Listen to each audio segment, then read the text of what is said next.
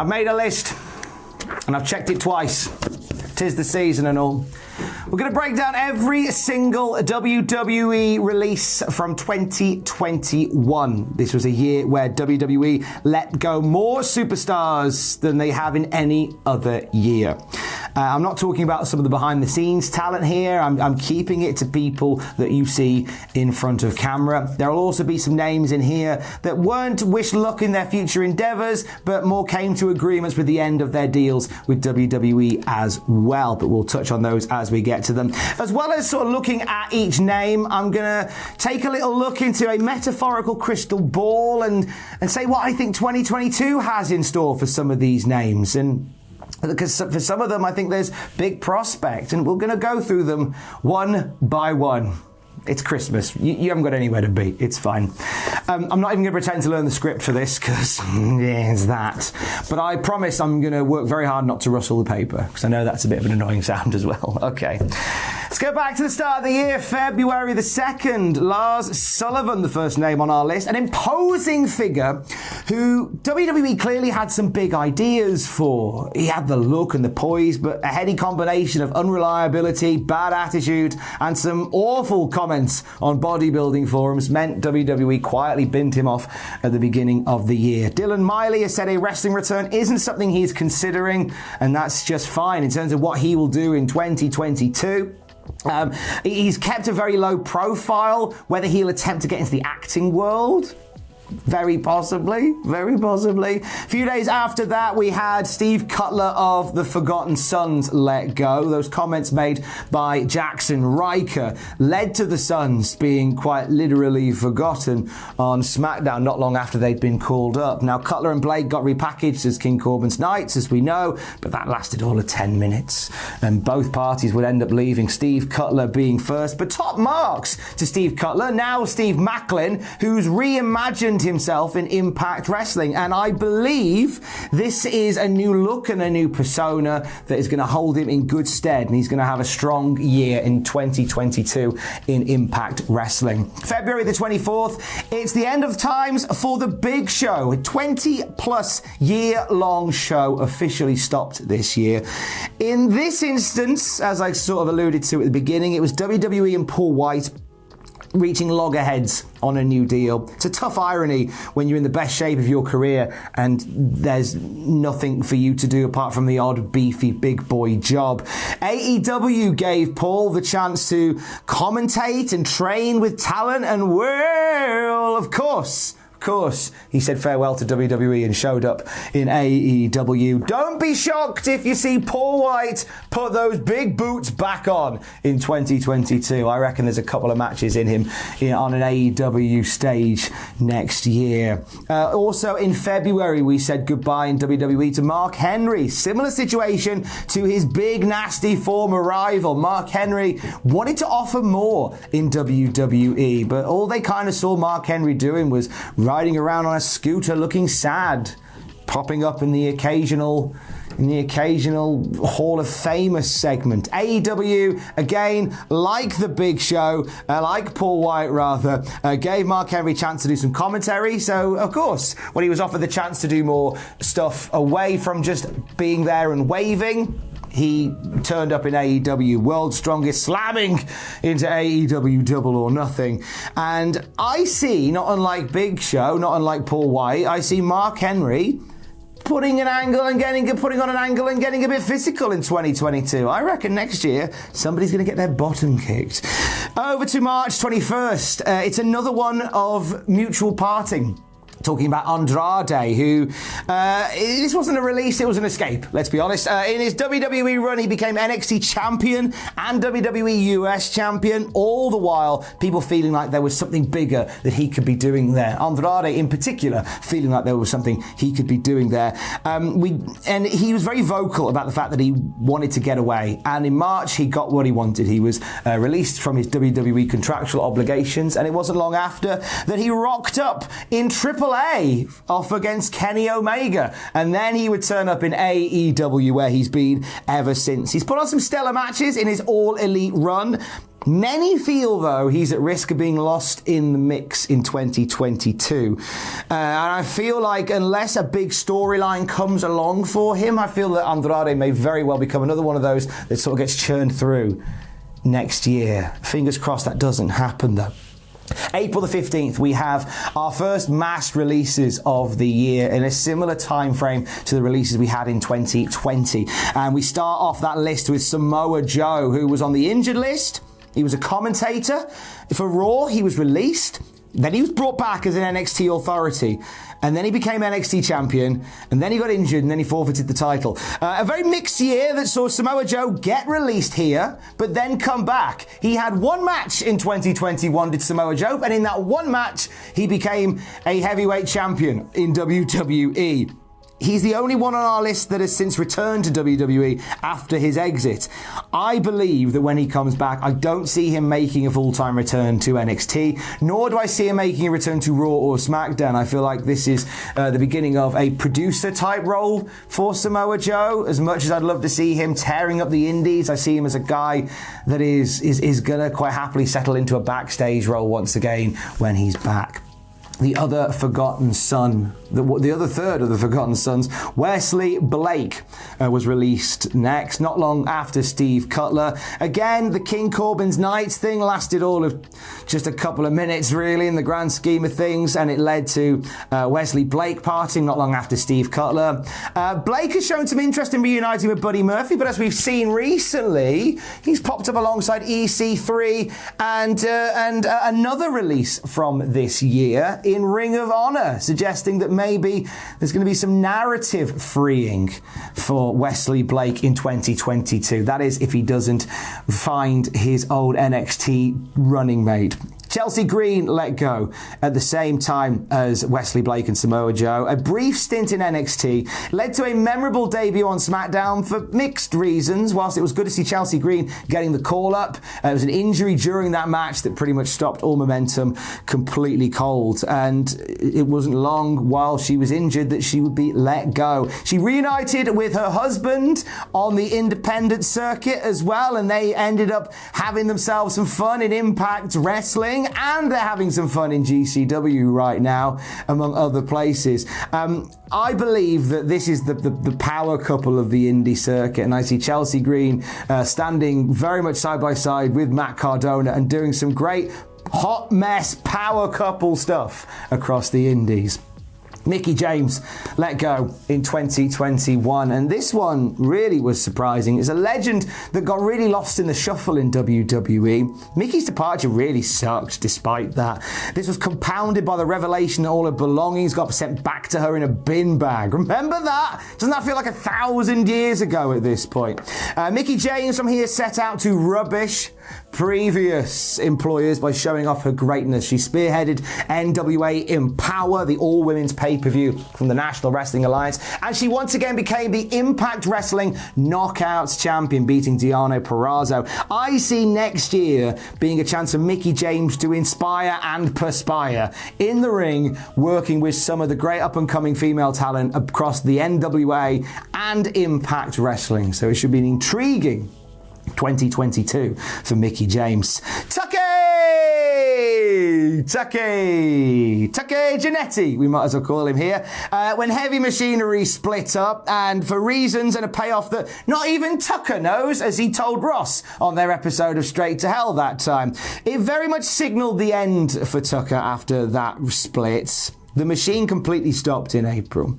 Levi Cooper is keeping sharp, though. His wrestling training is still happening as we're going into the new year. He's also looking at life outside of wrestling at this point as well as Tucker. He's starting a grilling Instagram channel.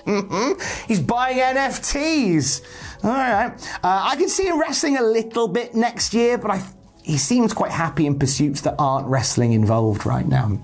The Lucha House Party got divided over this year. Kalisto being the first to go. Good Lucha things became bad Lucha stuff in 2021. Inconsistency really bred contempt for Kalisto in particular.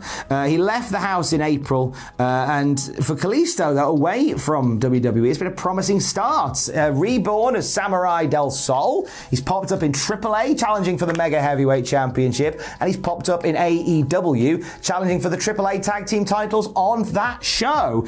I genuinely think that Mexico is where most of Samurai del Sol is going to do some of his best work next year. Watch this space. Jessamyn Duke let go this year, just as I learned to pronounce her name almost right. The MMA horsewomen in WWE. There was two that stood out, Ronda Rousey and Shayna Baszler, and there's two that didn't quite land. One of those two, unfortunately, was Duke. A few NXT tag matches, a brief show of strength as part of Raw Underground was kind of all we got for Jessamyn Duke, really. Ronda Rousey did say that Duke makes more money from streaming than fighting, so maybe continuing to plug away at the classics on her 8-bit Amazon Twitch channel, maybe getting competitive on shows like Up, Up, Down, Down, as and when she pops up on that. Maybe that's the plan for Duke going into 2022. Less wrestling and more gaming. It could very well be. We finally saw Bo Dallas leaving WWE in this year as well. 13 years within the company, and the Bo leaf finally stopped. He's a former NXT champion. He's a former Raw Tag Team champion as he leaves as well. And we kind of knew it was coming, which led him, like, because he saw it coming as well as we, and which led him to start a real estate business with Liv Morgan back in February. And in a High Spots interview back in August, he did reassure fans he was 1,000% not done with the world of wrestling, and he wants to come back bigger and better than ever. I can see Taylor Rotunda doing something to turn all heads in 2022. I don't know what that is, but it's something that I truly bet my money on. You thought I was going to say Bo Leave, didn't you? I didn't. It's too obvious. The hype train stopped in 2021 as well, as Mojo Rawley was let go from WWE in April. He's been very vocal about WWE plans getting scrapped. He was going to be part of an international faction. He did all that stuff with the makeup on his face. But he has been doing stuff away from wrestling. He's big into the Maryland Terrapins basketball team. Did some TikToks with Naya Jax. Oh, we had a lovely chat with Adam Pacitti this year on our channel. I don't know where we will see Mojo pop up next. Dean Mutardi, I don't know where he will go. I mean, he's obviously teasing always getting reconnected with Zack Ryder, with Matt Cardona, and re-hyping up the hype train, but Matt doesn't seem that keen. The Iconics next. Peyton Royce and Billie Kay, one of the hottest women's tag teams that WWE had, who were, of course, split up. And from there, despite their best efforts to find their feet in the singles divisions, were released from the contracts at the same time. They went on to become Jessie Mackay and Cassie Lee as the inspiration. They've started a podcast, and on their first night in Impact Wrestling, they became the Impact Knockouts Tag Team Champions. I think 2022 is going to see both of them spend a lot more time doing stuff for Impact Wrestling. I know Impact are keen to sort of focus more on the roster they currently have, rather than adding new names to it. And I could see both of them having a standout year as part of the lineup in the Impact Zone.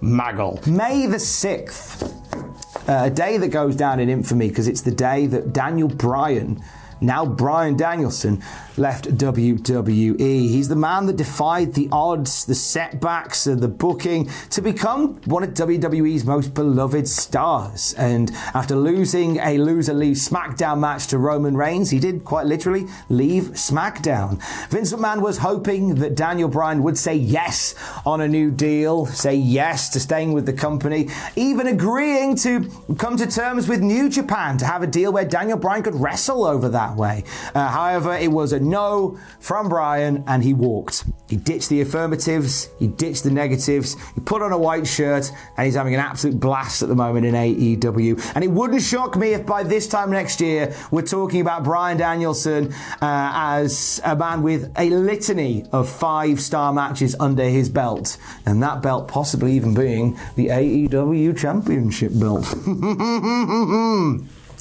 May the 19th, we saw Velveteen Dream let go from WWE. I have to reference this because we're talking about all the releases from WWE. Allegations were made against Patrick Clark that led to his release from the company. His profile has been very low since then. He's made several attempts to make a comeback via conventions and other forms.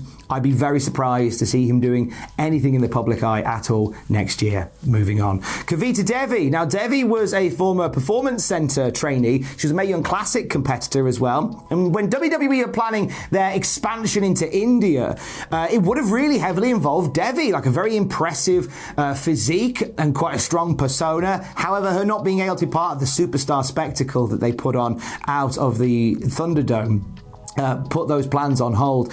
She said in interviews that she wants to be an inspiration to young girls of India, and whilst plans to return to wrestling don't seem forthcoming, I certainly see her as in an ambassadorial capacity. You know, she could just pick up barbells again and just make an absolute killing as a beast in the weightlifting competitions. She's brilliant at that as well.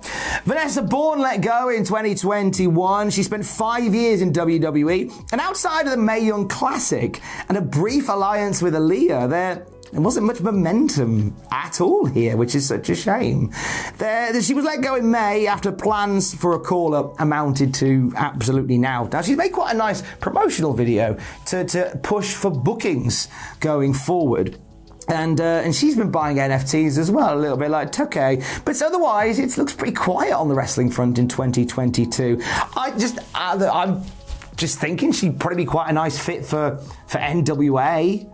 I feel like she'd fit quite well on Power. If you go and watch the video that she put on her Twitter, you'll see like there's a passion there, there's an energy there. I think it'd be quite a nice fit for the National Wrestling Alliance. Mm-hmm.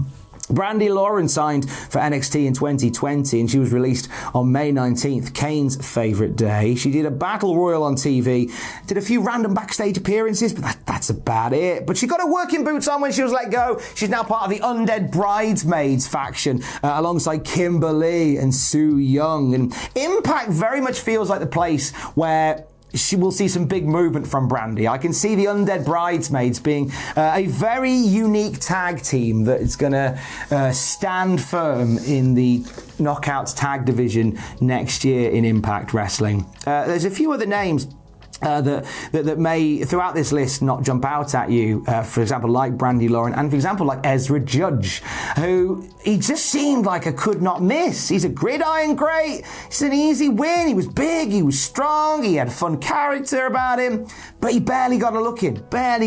It was only when he got released that we saw how this powerhouse could step up, and he was breaking records in MLW's Battle Riot, and he was cracking heads in the War Chamber just the other month. EJ Nduka, the future in main event wrestling, is very bright for that man right there. I see him doing big things in Major League Wrestling next year. I call them Main Event Wrestling. That's a company in the Northeast. Major League Wrestling is what I meant. That's good. I'm not doing that again. Jake Clemens next. He's the Seth Rollins referee. So he was the one that screwed Kevin Owens over back in like 2020. He was let go back in May as well. Now, he previously worked for Evolve and AIW, and he worked the final night of Ring of Honor for Final Battle as well.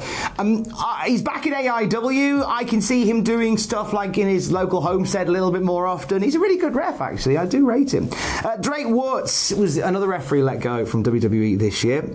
Former Drake Younger became a senior official in NXT before being released back in May. Now, in the weeks leading up to his to the announcement that he was gone, Drake Wurtz has instigated a series of political-based arguments around mask mandates and COVID vaccinations, and he's since returned in a smaller capacity to independent wrestling. And next year, though, I don't think it's about the wrestling, because he seems very much his plans very much seem to be dominated by his political ambitions. So Drake Wurtz getting into politics more next year. Alexander Wolf, the loyal soldier from Sanity before becoming a loyal soldier for Imperium. When he was booted out of the latter, he was let go from the company soon afterwards as well. When I spoke to Alexander Wolf earlier in the year. He thought that this was going to lead to a storyline between him and Imperium, and actually just led to the end of his contract. He is the reigning GWF and WXW champion now. He is well and truly back on the indie scene, especially around Europe, and I think that 2022 is going to be a landmark year for Alexander Wolf, as I think he's going to really work to put European wrestling in a really strong position. I think he's going to be a major player on that scene. May the 25th, next, we had just the one release on this particular day, and it was Adnan Virk, the Raw commentator, who had started with the company just 6 weeks before. It was a mutual decision, so we're told. I guess it's not a job for everyone, is it? You know, being shouted at by Vince McMahon for 3 hours a week. It's not for everybody. He's easily slipped back into his old roles covering sports like the MLB and the NHL, and he's doing so without getting shouted at. So we wish you luck, Adnan Virk. We wish you luck. A few days after this, the guy who we all thought would be a shoo-in to replace Adnan Virk back on the Raw commentary table, he was gone as well. We're talking about Tom Phillips, who was originally bumped from Raw for Adnan Virk. So when he was moved on, it seemed like, oh, they'll put Tom Phillips back on. No, he too was let go, ending just under a decade of employment with WWE. He's since been hosting a Penn State football podcast called Pay Dirt, and he's aspiring to do more football broadcasting-based projects in 2022, which I kind of see him doing more of, leaning more towards American football as opposed to professional wrestling. We had, on June the 2nd, another round of cuts to WWE, and this one shocked a lot of people. I'm, of course, talking about Braun Strowman being let go from WWE, and it shocked people because he was facing Shane McMahon at WrestleMania just a few months before. He'd headlined WrestleMania Backlash, the pay-per-view, just a few weeks before, and then he was away. Now, the train has not been completely put out of service for Adam Shear. He's appeared in a handful of wrestling-type endeavours, those that can afford him, obviously. He popped up in Ring of Honor just the other week as part of their final show ever alongside EC3, and there's lots of conversations about Braun, Adam Shear, Titan, now being part of the Impact Wrestling roster going into the new year. Now, providing that there's no delays on the line, whether or not he turns up in Impact or not, I think 2022 is going to be very busy for Braun Strowman. I feel like there's a lot of people that would want to work with the train man. The ravishing Russian, in speech marks, Lana, was let go at the same time. She wasn't Russian, obviously, but she was put through a double digits worth of tables just before the end of last year. Now, her run with Rusev was the highlight, and it also led to one of the lowlights as well, which was the love triangle between her, Rusev, and Bobby Lashley, and actually Liv Morgan in there as well. I guess it's a love rectangle, isn't it? She's branching out into the acting world a little bit more, and she's doing more modelling stuff as well. So I think 2022 sees a doubtful return to wrestling, but certainly more in the acting field. At least that way, if somebody's going to put her through a table, she can get a stunt double for it. Santana Garrett never really touched the sides during WWE in her run, and she was, despite being part of the Royal Rumble of the Mae Young Classic, let go this month as well. She's made appearances since on AEW Dark and Shine. She's got into the Twitch scene a little bit as well. I can see Santana, if she felt inclined, being part of Shine and being part of the reboot of Women of Wrestling. Wow. I feel like Santana Garrett would fit, if that was, again, her way inclined.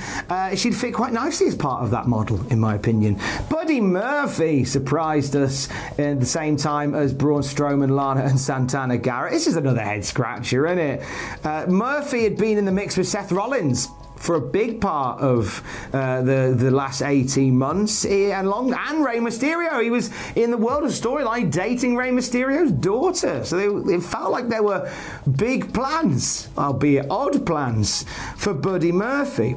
Anyway, forget that. Best of luck with your future endeavours. Off you go. You're not dating the Mysterio anymore. Murphy became Matthews, and he turned his energy to numerous indie engagements before clashing with Okada and New Japan Strong's Battle in the Valley. Yes! We got it. And I genuinely think next year, if it goes this way, I think Murphy...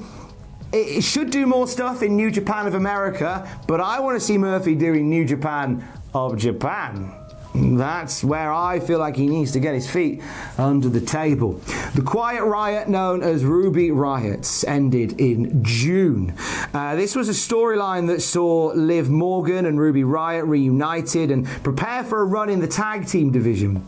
Which is what made this release more surprising, because they'd done this whole story where they were getting back together as friends, and then no more bye. Almost 3 months to the day, Rancid's Ruby Soho played the newly christened Ruby Soho to the ring during the Casino Battle Royale at AEW. And from there, she has established herself as part of AEW's future plans. And I think next year she's going to be very much one of the top figures in the mix for the TBS Championship, because we've got this new Women's Championship in AEW that they need to create some energy for. And I think that possibly having Ruby Soho as part of that mix for the TBS title is going to be a great way to do it. Another lost talent from this year would have to be Alistair Black. We had a month of promos that were building up a new wicked side to Alistair Black, and it was all well worth it, wasn't it? Because we had all those brilliant videos, Garth Marenghi style readings,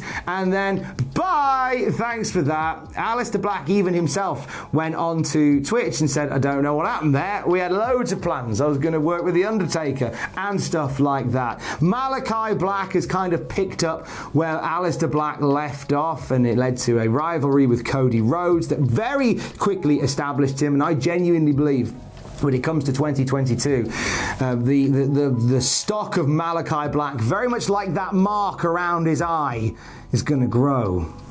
I called it. June the 25th, Killian Dane was let go from the company, a main roster call-up that ironically lacked any sanity. It was followed by a return to NXT for an odd couple pairing with Drake Maverick, and it was going to be another Etch-a-Sketch end to the year for Killian Dane, just once again getting all the plans thrown out, and no more mention of that, and suddenly he's away. Now, Dane is back across the pond already making some magic, back in his old stomping ground of ICW, and I expect Big Damo to be a big player in the Brit Rest scene going into 2022. We saw Kurt Stallion come and go in 2021, a very brief flurry in the Cruiserweight division. And that's all we really got for Stallion in NXT before he was released. He returned to his old stomping grounds in the independent circuit and stuff before they distanced themselves from him due to some derisive comments he made on a podcast. It is very much uncertain at this point if, when, and how frequently Kurt Stallion will reappear on the indie circuit. August Gray, another one from the sort of 205 Live roster that barely got his feet under the table before being let go. The former Anthony Green, less than a year in WWE. When he got let go, he just completely hit the ground running, which was amazing to see. We saw August Gray, Anthony Green popping up in AEW, in Limitless, WWN, Chaotic, IWC, Full Impact Pro. He's held the Florida Heritage Champion there as well. He's covered a lot of ground in the second half of 2021. So imagine what he's going to do throughout the entirety of 2022. I think Anthony Green is just going to be one of those guys that is just going to be a grafter on the indie scene next year. Marina Shafia, the other horsewoman. We've already talked about Jessie Manduke, we've mentioned Ronda Rousey, and we've of course mentioned Shayna Baszler, but Marina Shafia was the one that we really thought was going to be onto big things, because the plan was for her to be part of NXT 2.0's Diamond Mine, from what we know. That ended up crumbling like coal. They had jackets made and everything. Shafir, though, has been tearing it up on the independent circuit, doing select matches, including a belter of a no-rope match against Masha Slamovich at Josh Barnett's Bloodsport. And I think that if she's doing matches like that, I think there's a special energy that Marina Shafir can capitalise on. Very similar for the next name in our list, Arturo Huas. Another guy with diamond ambitions, pulled out of the mine just as he was being sent to NXT. It was the same time that NXT got that big repaint job, and they changed their minds on who is now Tiger Ruiz. And he took the fight to Josh Barnett on that show where Marina Shafir was on. And he's had mixed fortunes on AEW Dark, but I don't think his future lies in AEW. He's such a unique performer as Tiger that I think he'll likely land somewhere that can truly make the most of his mixed martial arts machinations. I think that's where we're going to end up with our boy Tiger. We saw a legendary, I guess, WWE team let go in this year. Legendary in the sense that we love some of the stuff they've been doing over the past couple of years. I'm talking about Breezango, Tyler Breeze, and Fandango were part of releases over the summer. They found themselves on the main roster, making us all chuckle with the Fashion Police stuff. They were moved down to NXT, and they were a welcome return to form for them. They held the tag titles while they were there as well. We're waiting to see what Breeze does next. We know that Dirty Dango has popped up on NWA Power, teaming with the former JTG. I've got feelings in my waters that there's going to be a breeze that blows through NWA whilst Dirty Dango is around. Arya Daivari up next, a 205 Live OG who had some great matches but never had anything that he could truly sink his teeth into outside of an I Forfeit match against Jack Gallagher.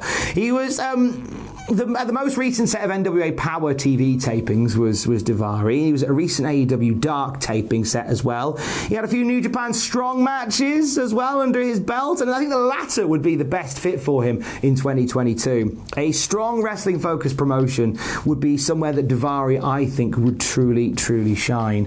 Tony Nese, another 205 Live OG, the man of a million abs, and a former WWE Cruiserweight Champion to boot as well. Now, he's since got his All Elite seal of approval. He had the photo behind with the brick wall behind him already done.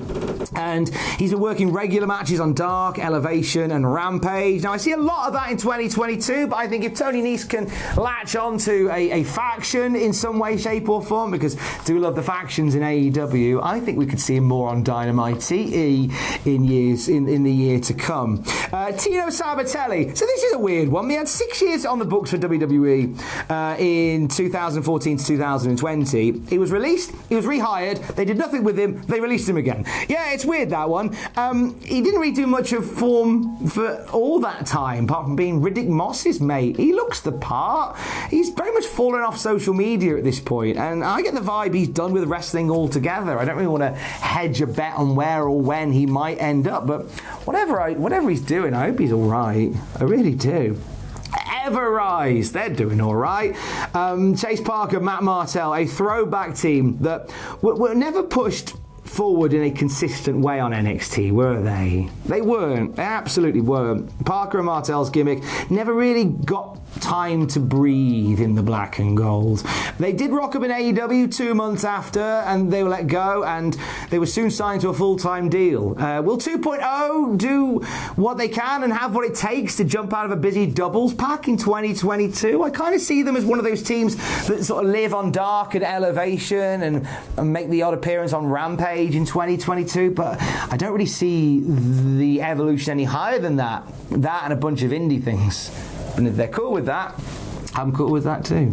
The Bollywood Boys, Sunil Singh and Samir Singh. Now, a lot of eyes landed on these guys when they were the lackeys for Jinder Mahal during his WWE title reign. Then they kind of became the more entertaining aspects of 205 Live. They became multi-time 24/7 champions as well before they were released in June. They've since rebranded as the Bollywood Blondes. Nice. One of their first matches back together was on the Indies, and they faced the Rock and Roll Express. What a way to come back to the world. I want more Bollywood Blondes and more Bollywood blockbusters coming out of those two lads in 2022, particularly on the Canadian scene where their homestead is. I feel like there's good things coming from them around that time. July 31st, we were horrified by the release of Bray Wyatt. We hadn't seen him since WrestleMania. We thought he was going to come back and we were going to have a storyline between him and Alexa Bliss, but no, just simply told, creative has nothing for you, which is an alarming indictment of one of the more creative characters that we've seen in WWE for the last few years. In terms of what he did next, well, he went very quiet, didn't he? And we last saw him on a Warner Brothers set, and it looks as if 2022 is going to be spent getting into the movie world for Bray Wyatt. I'd not rule ruling out the odd wrestling match at all, but certainly looking like a bit more of the big screen rather than the wrestling ring for Bray Wyatt. I'm very excited to see how this creative soul will put 2022 and the whole world in his hands.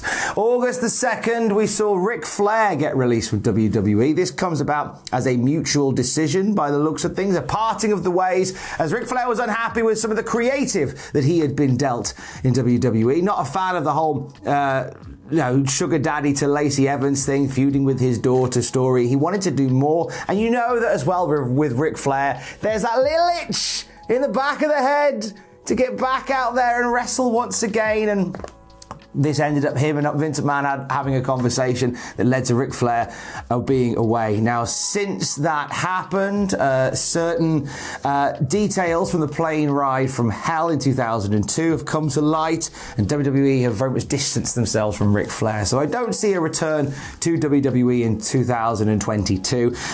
There is talk of a match potentially with Sammy Guevara, of all people. There's been some conversations about that potentially being a thing, with a promoter based out of Israel. So we'll see if that happens. We'll see if that happens, don't we? August the 6th, this begins another round of releases from WWE. Bobby Fish was let go, a cornerstone of the Undisputed Era, part of one of the hardest hitting, hardest working tag teams in NXT, him and Kyle O'Reilly. Multi-time NXT champion. He's since popped up in AEW. And we've seen him reconnect with Adam Cole, work some really fun matches as well. And I think AEW is where Bobby Fish is going to thrive in 2022.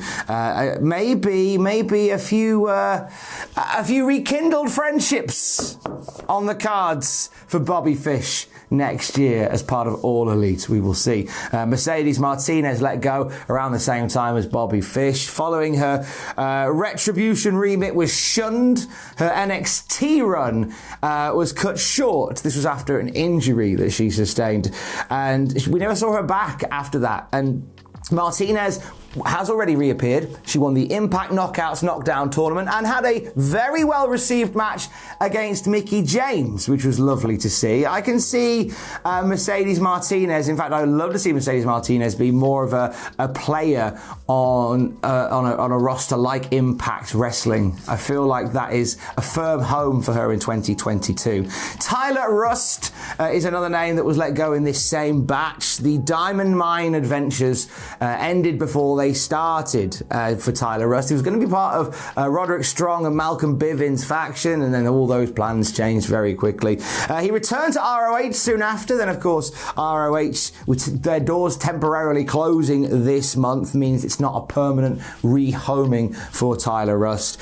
He's had multiple titles in places like United Wrestling Network and Empire Wrestling in years gone by, so I do believe that a career hitting the indies is a good shout for Tyler Rust. Jake Atlas was away in 2021 as well. An appearance on Undercover Boss really warmed our hearts, didn't it?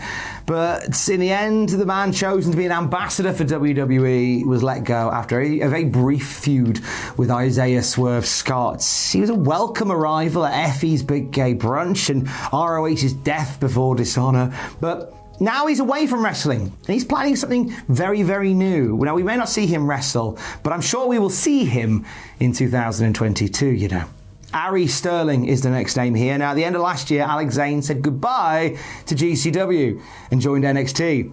This past summer, Alex Zane said goodbye to NXT and walked back through the GCW door. Thankfully, he remembered that he put a key under a plant pot or something like that. GCW is very much where Zane belongs, without a doubt. And I think he'll continue to call it home in 2022 as GCW begins to really pick up some momentum going into next year. I think this is where he's going to be for a while.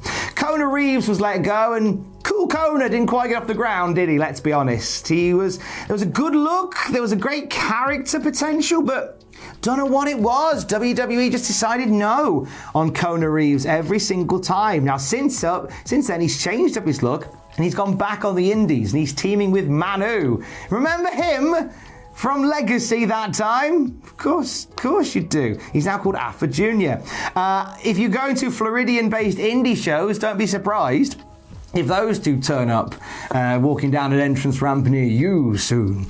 Zechariah Smith is the former basketball player that globe-trotted his way into WWE developmental and never came out the other side. He was let go after 8 months of learning the ropes. And Forbes thought he was going to be WWE's next big giant. Like Forbes was saying that. No sight or sound from him since he was let go.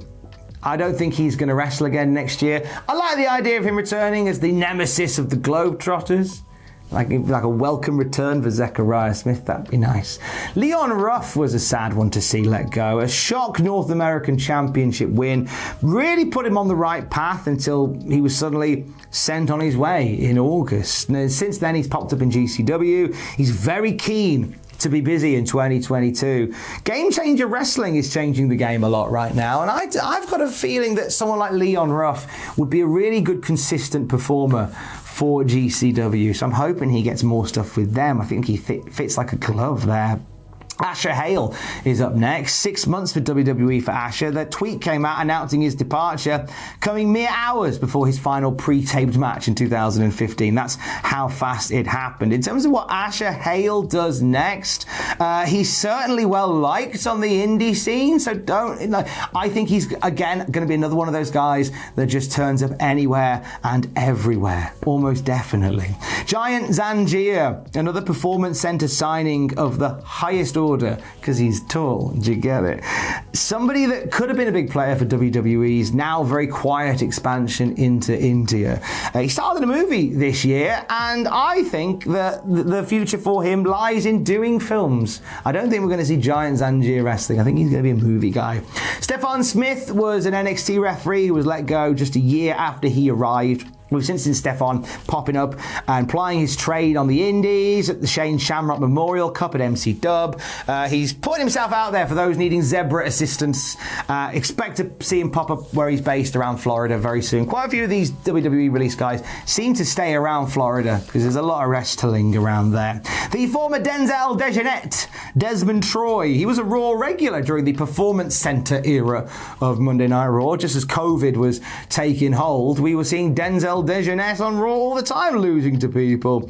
In interviews since his departure, he says he's drawn energy from the story of Drew McIntyre, and his plan is to work to get back on top. He's got a great attitude and a really nice work ethic. And again, just another guy that I think is just going to pound the pavements of the indies in 2022. Bronson Reed. That was a shocker, wasn't it? He was 1 minute North American champion, and the next minute, sorry, pal, budget cuts. Off he goes. Reed has since got a firm footing in the US. There was a concern that he would be leaving America because he couldn't find anything concrete to stay for. And he's very much staying on the US indie terra firma. He's doing stuff with Impact Wrestling. He's doing stuff for New Japan Strong. Impact, I think, next year is going to be a good time, but I genuinely think a long time is going to be spent for Bronson Reed. Now Jonah, of course, as part of New Japan of America, and maybe even New Japan of Japan. I'd like to see it, and you'd like to see it too. August 23rd, another one that we're including simply because of the fact that whilst it isn't the company releasing, this is a noteworthy departure from the company. We are talking about Adam Cole. Now, Adam Cole's departure was a watershed moment for WWE and NXT, as the contract was due to expire in the run-up to the last ever takeover. And they were keen to keep him there to feud and finish his rivalry with Kyle O'Reilly. And they did so whilst negotiating a main roster call-up. Rumours started circulating that Adam Cole, one of the finest wrestlers on the planet, was being offered a haircut, a name change, and a managerial role on the main roster. He said no to all of these, if indeed they were real things he was offered, and turned up in AEW a few weeks after his contract ended. And this is why it's a watershed moment. This is somebody who went through the NXT system and turned down the offer of a call-up in favour of going to the competition. I think his 2022 is going to be very bright in AEW. I see a rivalry with one of his longest serving foes in Kenny Omega. That goes back all the way to ROH. Maybe a few more undisputed friends might pop up. You never know. You never know. October the 26th, Greg Hamilton bizarrely left WWE. This was a weird one. The voice of SmackDown for many years decided to go off on West Side Gun for sampling his announcing for one of their songs without permission, and he was threatening legal action in the process. Soon after this, he's released from WWE. Now, whether the two are connected, we don't quite know. Those conversations haven't really publicly happened yet.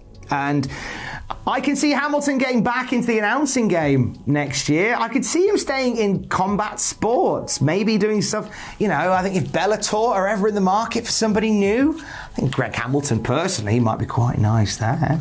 Just saying. We come to another round of mass releases, and barely can we draw breath, and we're just seeing these big these big groups, these clusters of call-ups let go. Karrion Kross and Scarlett Bordeaux. Now, this is the Cross call-up that we will talk about for years to come. A surefire, edgy, modern gimmick boiled down to a silly helmet. And a roll-up from Jeff Hardy. Yeah, Karrion Kross didn't stand a snowball's chance in heck on the main roster. Scarlett was released from her deal. She didn't come up to the main roster with Kross, so we were concerned. And Scarlett got released about half an hour before Karrion Kross was announced. But Scarlett leaves having 0 matches, but 3 action figures made by WWE. So that's all right, I guess. Scarlett started to re-emerge at some of the old indie haunts, while Karrion Kross, I think, apart from the odd wrestling engagement, has a career doing movies. It's been hinted at that he's got some big plans to do stuff in Hollywood in 2022, so who knows? We may see Kross find his feet in the acting world next year. Naya Jax, another surprise in this bunch of releases from November, consistently branded unsafe. Jax continued to get pushed as this monster ripping through the WWE Raw and SmackDown women's locker rooms. She was last seen getting taken out by Shayna Baszler, after which she was taking time away from wrestling for mental health purposes. The story goes that she asked for an extension on her time off and was instead greeted with the best of luck in her future endeavors. And those are 2 instances that I genuinely hope aren't connected. Lena Fenene has said that her passion to wrestle again isn't there, so I can't see her getting back into the ring, maybe doing stuff in modeling, maybe doing stuff in television. But I don't think wrestling is something she's keen to do. Not long after the call-up of Hit Row, we saw B-Fab let go. She'd already debuted on SmackDown at this point, really baffled by the sudden departure of B-Fab, barely showing what she's capable of when she was let go. Her plans in 2022 seem a bit unsure, but some releases we're going to talk about in a little bit may give you a closer indication of what she has in store. Eva Marie arrived and left. It was a short and, depending on who you ask, sweet run for Eva Marie, which saw her bringing Doudrop in, getting Doudrop across, and then losing to Doudrop and getting away. Eva would be away as soon as the Doudrop story finished, and she's going to be fine without wrestling because she's a fashion model, fitness fanatic, she's big on the Insta. I can see a year of social influence for Eva, probably nowhere near a wrestling ring again. Harry Smith. Let's talk about Harry Smith / D.H. Smith.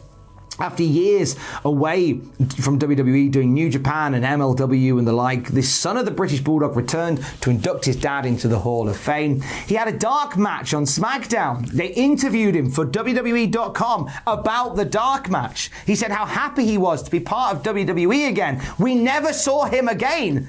And we never heard his name mentioned again until he was released. And that's that. His sister has since done interviews and said that he's okay, he's doing fine, he's still hungry. And the MLW departure might be a bit of a murky one still, but I think a return to New Japan, or even being a part of New Japan of America, that seems like an obvious door to walk through. for the son of the British Bulldog. Lindsay Dorado and Gran Metalik. Kalisto left the house earlier this year. Dorado and Metalik turned the lights off after a mixed bag of a run as a tag team on the main roster. And it sucked because they're very talented performers that just WWE never really truly dug their heels in with. And there was a few times where they did. The Elimination Chamber match is something that stands out to me when I talk about them. With Samurai del Sol, formerly Kalisto, doing stuff in AAA, I wouldn't be shocked if we see the House Party follow him over there. You know, and establish trios from American television in AAA. It's quite appetizing, isn't it? Home is where the heart is for the Lucha House Party. Am I right? I am right. Jeet Rama, an Indian Wrestling Award winner, a master of the Indian wrestling style Kushti, which you probably didn't know, because it's a story they didn't do that well in telling over the 6 years he was in WWE. The company never truly got a handle on what they wanted Jeet Rama to do or to be, and he was finally released in November. I can see Jeet eventually becoming a wrestling ambassador in India and being a part of maybe the resurgence of the scene there in 2022.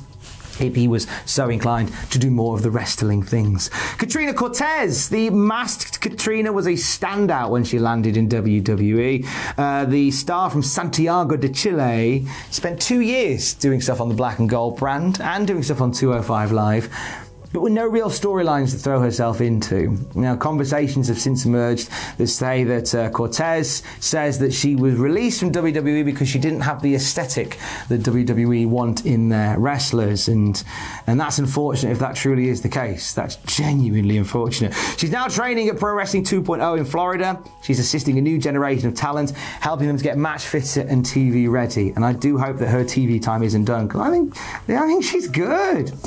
She's got a very distinguished character and persona. I want to see more of that, please. Trey Baxter. Here's one. He debuted on NXT television in June. He was gone by the end of the year.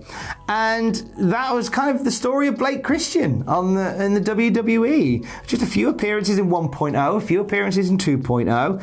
And now he's back doing Beyond Wrestling and Game Changer Wrestling. He had an appearance at Warrior Wrestling as well in a title match opposite Will Ospreay. So the indie scene sees big things in Trey. And I'm hoping that next year Blake Christian really does tear it up in 2022. I really hope that he does.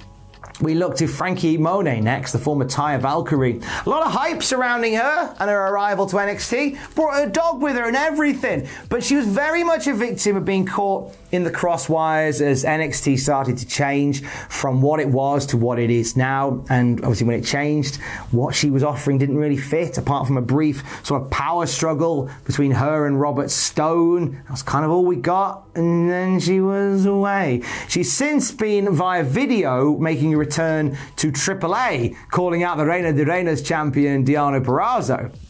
And I think that over in Mexico is where we're going to see the rise of Taya Valkyrie once again. Zayda Ramia, who you may know, a.k.a. as AQA from Booker T's Reality of Wrestling. Some love in the room when Zayda got signed, but never really got the chance to do anything. And I can see her in 2022 popping back up on Reality of Wrestling as somebody that's kind of been there, done that, bought the t-shirt and come back and can still make some classic matches. Again, another one that I could see doing something in Impact Wrestling and that wonderful division that they've got there. The Knockouts division, I think, would benefit from somebody like a Zayda Ramia, I think. Jessie Kamea. There was a lot of time and energy spent on the NXT live show circuit on Jessie, but anybody who doesn't do the coconut shows wouldn't know anything about her because she popped up as Aaliyah's tag team partner just as the NXT 1.0 was becoming the 2.0, and that's about all we saw. I think a non-wrestling future is in the works for Jessie Kamea. She's pretty much exclusively done WWE or WWE affiliate promotions, possibly a future involving her more artistic side. She did a lot of painting on Instagram, does Jessie Longlegs. I think that could be where she goes, doing more stuff that's just away from wrestling and living your best life. One half of the Britam Brawlers was let go as well. We're talking Oni Lorcan, and they were a right pair of grafters, weren't they, the Britam Brawlers? And away from that, there was a single star. Oni was the sort of rough round the edges, don't take him home to mother kind of cruiserweight on 205 Live. Danny was on the bench whilst Oni was let go because he was just sort of kicking around. But Biff Busick ain't worried. No way. He's got a growing poker channel and he's got bookings in Europe and Canada in the new year. So I think next year it's going to be a smattering of the wrestling, hopefully more in Europe because I feel like his style really rolls there. And a lot of fun playing cards. It's going to be a good time for Biff. I'm saying that in all caps. He'd like it that way. Ember Moon had her comeback this year in sort of Mad Max get-up as part of NXT. Had some great showings in singles matches where she changed up her wrestling style. Teamed with Shotzi Blackheart. Then Shotzi got called up to be part of a different tag team on SmackDown. More on that later. And then Ember Moon was let go. What a waste. What an absolute waste. No plans on what she's going to do yet next, but I think Impact Wrestling. I think Impact Wrestling is somewhere that I think Ember Moon can shine. It's that diverse, eclectic, exciting division that they have for the knockouts in Impact that I think Ember Moon could burn bright in. Mia Yim stood out on NXT with a unique look and a unique swagger. So WWE made sure to capitalize on all that unique look and unique swagger by putting her under a mask in Retribution. When Reckoning left the group, debut on SmackDown for Mia Yim seemed very likely. In fact, it seemed imminent. And then she was let go. Mia is an asset to a women's or an intergender division, and I feel there's a little more story for Jade to tell in the Impact Zone, Maggle. I think that's all the releases from this particular batch. I don't think I've forgotten about anybody. Oh, I have. Promised I never would. Keith Lee. Yeah, we talked a lot about Keith in the whole video about Keith Lee. He was can't miss, but they did miss. They watered down a big man that can fly to a basic mid-level boss from a video game and got annoyed when it didn't click. Keith Lee's enjoying his downtime at the moment. He's watching a lot of his favourite animes and he's ready to return, I think, in the new year and really make some money for somebody. And I think it's going to be Tony Khan's AEW where he does that. I think AEW is a direction that he has to be moving in. I think if Khan and Co. can hire Keith Lee to be Keith Lee, they're going to have a hit on their hands. I'm calling it now. November the 18th, John Morrison, as we begin our second wave in November of major releases. 2 weeks after his wife let go, Johnny Drip Drip suffered the same fate. His return during the pandemic was a rather exciting prospect. He'd been away and proved his worth in places like Impact and Lucha Underground. Reuniting with The Miz gave a little bit of classic chemistry once again on Monday Night Raw during a really weird time like the pandemic and the Thunderdome and all of that stuff. It's easy to start pondering whether Hennigan's going to be rebranded as Johnny Dynamite or Johnny Rampage, but I don't think it's either. I think he's going to follow Ty Valkyrie to AAA. I feel like there's something that he can do there that's a little bit different, a little bit off the beaten track. I'm all for Johnny Lucha. I'm calling it now. It's going to be Johnny Lucha. B-Fab was let go just the other day, and Hit Row have followed. Swerve Scott, Top Dollar, and Ashante the Adonis, all no longer part of WWE's plans. They debuted on SmackDown. They scored a big win. They were getting into a feud with Jinder Mahal and Shanky, and then they were gone. Top Dollar's attitude and that weird rap that he did about Jinder and Shanky, some say played a big part of this, but it feels like a ridiculous notion to abandon something like that. Something so potentially successful over something so slight, so I don't think that's the case at all. Hero have big things in 2022. For some it's music, for some it's videos, but for all it's a reunion along with B-Fab. Personally, I want to see all these guys get back together and do some indie shows as a collective, but I also want to see Shane Strickland leading a British crowd in a Shaka Khan sing-along in at least the next 12 months. As Hit Row got released, so did the Welsh standout Tegan Knox. This is a heartbreaker because Tegan suffered multiple lengthy injury setbacks despite the company having big plans for her. This is the way that it rolled. When she finally landed on the main roster of SmackDown, she was split from her brief tag team partner Shotzi, and then she was let go.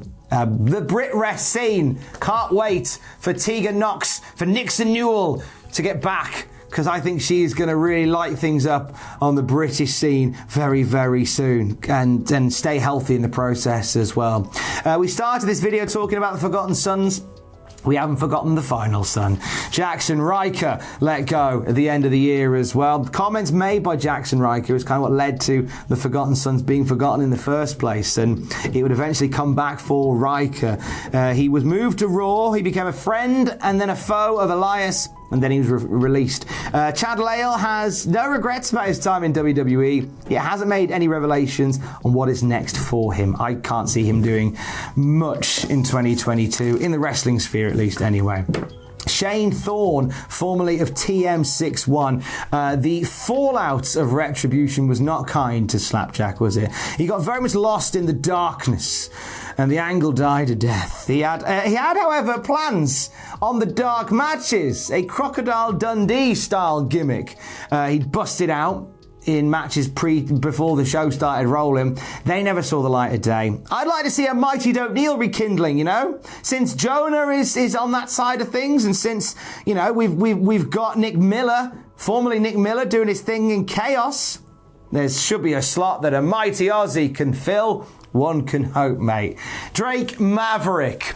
He was the poster guy for the releases in 2020. He managed to become the poster guy for the 2021 releases as well, sharing an incredible video that played off his first one, encouraging him to get up and go about being a professional wrestler again. Drake's 2022 is wide open. I expect him to have some memorable moments with EC3. Maybe even dust off that novelty suit and have a run back on his old stomping grounds of Impact Wrestling. That would be nice. Just a short spin for Rockstar Spud. Let's make that a thing. Just a couple more, and believe it or not, we're done. I know.